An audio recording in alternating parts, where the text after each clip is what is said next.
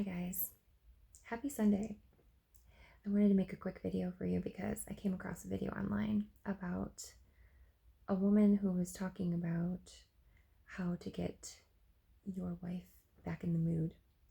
And it was weird because one of the first things that she said to do is to have a conversation with your wife.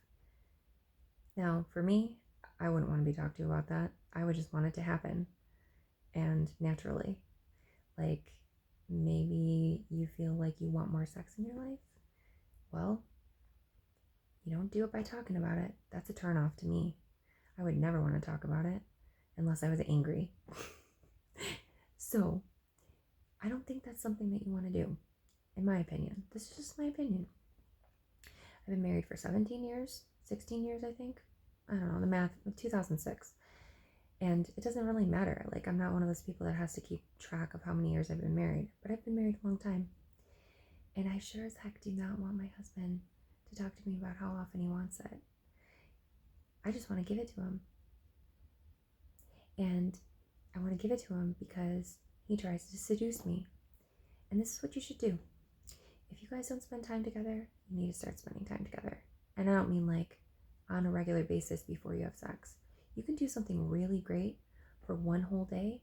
Maybe make that a challenge for yourself. Say you guys don't do anything together anymore because you guys have totally opposite,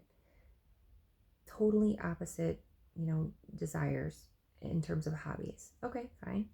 My husband plays cards. I'm an artist. Like, it's just different. He's into strategy. I'm into creativity. And honestly, though, that like ebbs and flows together. Like, he makes me a better person because he's kind of the opposite of me. And I think I make him a better person. I'm going to say I do. So, how do you start small? And could you have sex tonight or tomorrow? Sure, you probably could. Okay, so let's figure this out. How to get your wife in the mood. First of all, get out of the house. Get out of the place that you guys are always at. Okay? Start fresh. That's such a cliche to start fresh, but do it. Get out of the house. Go somewhere that's out of the town, like three cities away or 2 cities away that you don't usually go to. Next, pick a place to eat. Go to lunch or something, and don't eat gross. Meaning, don't eat really bad food for you because it's probably going to ruin your mojo later. Just saying. Don't eat a ton either, because then that kind of ruins your mojo too. You don't want to overeat. It ruins like your mojo, okay? Then, so when you're at lunch, conversate about something that you don't usually talk about. And I'm going to take a stab in the dark here. Obviously not sex. We don't want to talk about that. It's going to happen naturally. I would highly suggest you talk about what is one thing you want to improve about yourself this year, skills-wise. Something simple. This year, I decided to tell my husband, let's pick 2 things that we do to make ourselves better as people individually. It doesn't need to be, don't make it about together, about her as an individual. Like, what is a skill that she wants to improve upon? Get into her head, and you tell her that it has to be something that she's never worked on before and something she's kind of had an interest in but just hasn't had time to do it. Like, it should be something totally off the books, totally off the radar, something that she just has not dedicated herself to yet. And or maybe it's like going to school for a class or an art class, or maybe it's to learn piano, maybe it's to play the drums, or maybe she wants to roller skate. I don't know. But get her to talk about one thing that she wants to do this year, not an event, a skill, and get into her head. So that's something that you can talk about during the lunch. Then the second thing, so eat light, get her talking about herself and a skill that she wants to improve upon. Make it about her. And that shows that you're interested, and you don't have to talk about sex. Maybe that's your ultimate goal. Who cares? That's fine. Like, that's your ultimate goal? Great. Okay, so from there, I don't think that's wrong. You guys are married and you want to make love to her. There's nothing wrong with that. In fact, that's wonderful. Okay, so The Art of Seduction, right? There's this book by Robert Greene. There's so many different things in there that you could apply to your life with her. But this is kind of showing interest in her. It's opening up her mind, and she's going to see that you have interest in her. It doesn't have to be a super long, super deep conversation. Just get her talking and listen. Eye contact. I mean, and you should be interested. If you're not interested, then maybe the problem isn't with her. Maybe the problem is with what gives you pleasure. Because if she's not giving you pleasure, it's not her fault, actually. It's really not. You have to find ways to love the person that you decided to be with for the rest of your life. And maybe you're giving yourself a little too much dopamine in some other areas than you should. For example, if you are masturbating too much, the reality is you're probably watching porn because you're probably not doing it by yourself. And if you are doing porn, the problem is with that is your brain is training itself to basically ejaculate to stuff that's not real. And if you continue to do that over and over and over again, there's going to be a huge problem for you. You're not going to be able to get it up. You're not going to be able to last very long. Hey, and you might not even be attracted to your wife anymore. These are the realities of being addicted to porn. So, with all that being said, you have to learn how to retrain your brain to be attracted to your wife's psychological existence, okay? And a lot of times it has to do with the process and not the ending. So when you're sitting there listening to her open up, really listen. And if it's something that's super boring, what you do is you literally pretend to be her, not in that moment, but to wonder what it's like to be a person that wants to take piano lessons and really hear her. Pretend you are the actor in her movie. You are the main character and you are experiencing everything that she is discussing with you. You are experiencing her wants to be a piano player. Sound weird? Well, this is called empathy, okay? And this is like the beginning stages of interest. If you are legitimately interested in somebody, that's kind of like what's going on. You putting yourselves in their shoes. You're learning what it's like to walk with them, essentially. But if it's really hard for you, you just pretend you're them and you try to understand why they want piano lessons. Okay, so you've got the conversations going, right? So maybe the rest of this half hour to an hour lunch could be talking about when you can make that happen for her. Maybe you could go with her to piano lessons. Maybe you could take piano lessons with her. It's not all about that, but I'm just trying to think of conversations for this to continue. Like an end well. Okay, so you wrap things up at lunch. I think you should go for a walk. Try a walk. Why? Because exercise increases endorphins. Endorphins make people happy. And maybe she didn't eat so great. Maybe she needs a little endorphins. Maybe she's kind of been moody. And that happens. Maybe she's an older woman. Maybe she's premenopausal. Who knows? Or maybe she's just angry with you. Whatever the reason. Maybe you're angry with her, right? I'm not singling men out at all. In fact, I think women are just as guilty as men, if not more. And with the whole sex thing, especially. I think women complicate things, and there's nothing wrong with that. I think we think about a lot of little details, and we don't need to. We can make it simple. All right, so let's get you in the sack. Okay, so go for your walk. Walk with her, talk about what you're seeing. You don't have anything to talk about? Talk a little bit about your day yesterday, or what you enjoyed most. Or you can talk about your past positive things, like how you first met, or what your favorite thing about her is or used to be, and maybe don't reference the used to be part. So keeping it positive. And then after that, wrap things up. You know what? Once you get in the car, maybe just touch her hand and tell her that you are so glad that you got to spend time with her today. It doesn't even have to be something super romantic. End it at that. First of all, that creates a little bit of mystery by ending it soon. And it also creates the touching is the big part. It's good to touch in a non-sexual way. Touch and hugging and comfort are stuff that releases oxytocin in women. It's a bonding mechanism that we have. That's why it's so important for women when they have babies to hold them and do skin to skin. Oxytocin is released and it's a bonding hormone. So just touch her a little bit. It doesn't have to be sexual, but it creates a good hormone release for us, and we want to bond more with you. So from there, take her home. Maybe you guys decide to work on a project together. You could just, nothing huge, okay? Like maybe make a dessert together. Get out the cookie mix, okay? Hey, anything chocolate women love, unless you're allergic or not a woman. Bad joke, I don't know. So I'm not really funny. But I'll just tell you that do something together, create something together, accomplish something together. Make some cookies. When you're making the cookies, don't boss her around. Don't obsess over the instructions. You can be fun with it.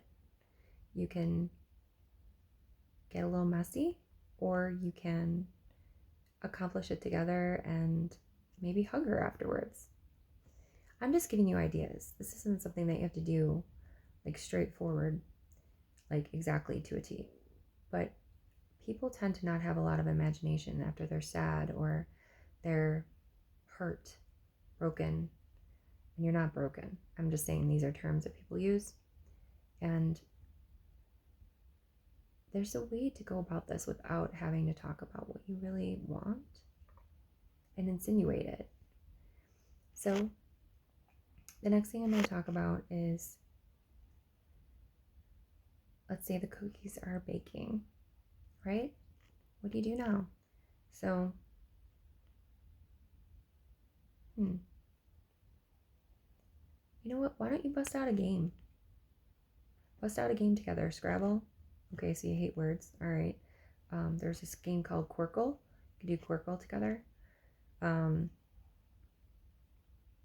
Do something artistic together if you're artistic people. Paint together, draw together, whatever. But something together and working on it together. So this working stuff that I'm talking about, this is when you overcome a problem. Vasopressin is basically a hormone, a neurotransmitter that is working inside of men that create bonding. And that bonding with you and her is going to be crucial to the connection that you're building or rebuilding. So you play a game together, make it fun. It can be a little competitive, but you don't want to be in the person's face about it. Don't make it about the competition, but you can be competitive. And what I mean by that is, I went axe throwing yesterday with my husband, and I wanted it to be more about being goofy together because he's very competitive and he's really good at winning, and almost like he doesn't even have to try. But I wanted it to be more about the fun of the competition because I know he's gonna win, and he can tease me about it and maybe let me win one or something, like not win, but embrace the fact that I did good on something. Like, oh my gosh, I could barely hit the target on the axe throwing. It was horrible. But I planned it because I know that he would enjoy something like that. But he was really all about keeping score, which obviously mine was, I was raking in the zeros, baby. I was raking them in. And I wish he was more playful about how I wasn't winning, because then I would laugh about it, Obviously, this takes a certain type of personality, but he was more so kind of focused on scoring and focused on him winning just for himself kind of thing. I wish he kind of forgot about that and opened up a little bit more. Anyway, so when you're playing the game, it's fine to be competitive, but be competitive with the person, and you can be goofy and fun about it. Oh, it looks like I'm beating you by 3 points, and tease them, but not if it offends them, of course. But it's hard to explain. I hope you kind of get what I'm saying. He wasn't really focused on talking with me about it. He was more focused on like how many he would get and like writing the ones and the zeros and whatever. So it's important that you focus on being cute and fun, because really that's what a game is about. Unless you're actually being competitive with like another man, or vice versa with women and another woman, whatever. But this is like a seductive thing. You know, you are creating intrigue, you are creating this push and pull, and you guys are both overcoming obstacles. You know, you're trying to win at something, and playfully so, guys, playfully so. Okay, so get close to her, touch her, hug her, and then, you know, pull her hair out of her face and tell her some good things about her. Tell her how nice she looks, how notice something new that you haven't noticed before. Like maybe she plucked her eyebrows, or I know that sounds weird, but women go through great lengths and pain to look nice. And maybe she hasn't done that in a while because she just feels like not appreciated. You know, women need to hear that. Like the other day, my husband said that I looked really nice, and I actually have lost weight because I've been eating better. And he's like, wow, you look really good. And because he took a moment to step back and actually look, you know, and we forget to do that. I forget to do that all the time. I'm chasing after 4 kids under 7. So, yeah, I'm kind of a psycho. I don't slow down. So, anyway, back to you guys. I don't think you need to talk about sex to facilitate more sex in your life. I think you need to start slow with bonding. Talking about sex is like weird. I'm sorry, it's kind of weird. I mean, maybe some people can do it and like, but I like the mystery, and I like the discovery of you discovering the other person and vice versa, them discovering you through touch and talking about each other's beauty and wonder. I don't want to talk about how much more like sex they want to have. Just work on the bonding. It's about bonding, because the more bonding you do together, like it's a neurological thing. Like we're talking about neurotransmitters, we're talking about biology. Like if you want to conversate, that's a whole psychological thing. You want to talk about how many times you want to have sex, like then I almost feel like you would set yourself up for failure, because you'd be like saying, I want to have sex like 5 times a week, and the mom and the wife is like, what? Like, first of all, you could set yourself up for a failure because you're giving her this idea that this is what you want. And oh my gosh, this is such a high goal in her eyes, maybe, or something, you know, that she's thinking, like, this guy's nuts. But it is actually possible to fulfill that need without even asking for it. And all you have to do is just some preliminary things to promote bonding. And the next thing you know, the more touching of skin to skin contact, eye contact, that increases oxytocin and bonding. And the more often you do it, the more hugs, the more, maybe it's just like something silly, like pulling your hair, you know, away from her face or putting it behind her ear. Like, that is bigger than any conversation talking about how many times you want to do it. Like, she will see that as connecting. And that's basically how you can reignite some flames again if you've lost them or they've blown out or whatever. I hope this video is helping. And now I'm just going to say that the reason I'm talking about this is, please have, when you watch this, and you probably, if you care to watch it again, if this has helped you, give it a thumbs up. That would be wonderful. And please comment on any other videos you would like to see in the future, because I feel like there's definitely a need out there for this. And, you know, if I can help in any way, shape, or form, I would love to. And I know men are looking for answers, and sometimes women, or their women, or their lack thereof women, can't give them answers. So if I can help you, I would like to, because I don't think any man deserves to be alone or lonely in a marriage or sad or feeling unfulfilled. So I guess I'm going to end this video, but I'm going to end it by saying that maybe your sex has to change. I think your sex probably does have to change because she's not giving you more. And she's not giving you more because something is missing. And to me, initially, it's got to be the bonding. So the sex itself needs to change. And if you've been watching a lot of porn, no. First things first, you gotta stop, you gotta detox, and semen retention, baby. That's what you gotta do. And look it up, okay? That's how you gotta heal yourself, unfortunately. For someone who, I'm not saying unfortunately in general, I'm saying for someone who, if you are watching a lot of porn, masturbating by yourself, that is not something that you want to be doing or to have to detox from. But first things first, stop watching the porn, start bonding with your wife, and the sex will change. You need to make a change for a different reason. Bonding sex is karetza, and basically you can really build an amazing bond and an amazing sex life with your partner through karetza. And there's some other videos here that talk about karetza, and it's basically an Italian word meaning caress. But I'm telling you, I will have sex anytime, any day, multiple times a day with this method. I mean, it is insane.